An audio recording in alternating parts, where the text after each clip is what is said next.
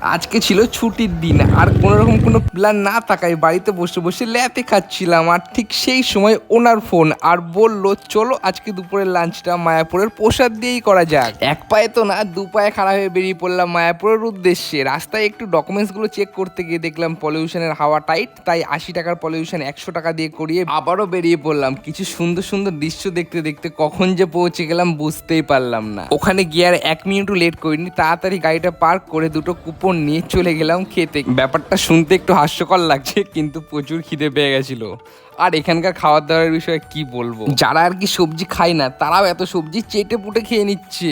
খাওয়া দাওয়ার পর হালকা রেস্ট নিয়ে চলে আসলাম গোশালা, দিয়ে একটু এদের সাথে টাইম স্পেন্ড করে একটা দই নিয়ে খেতে খেতে বেরিয়ে আসলাম। ইনি তো আবার কটকুটি ফটকুটি কি সব নিয়েছিল, বড়লোক মানুষ, বড় বড় ব্যাপার। তারপর একটু এদিক সেদিক ঘোরাঘুরি করার পর দেখি আকাশে ভালোই মেঘ করেছে, তাই আর বেশি দেরি না তাড়াতাড়ি ফোনটা জমা দিয়ে ঢুকে পড়লাম মন্দিরের ভেতরে, কেননা সন্ধ্যা আরতিটাও দেখতে হবে।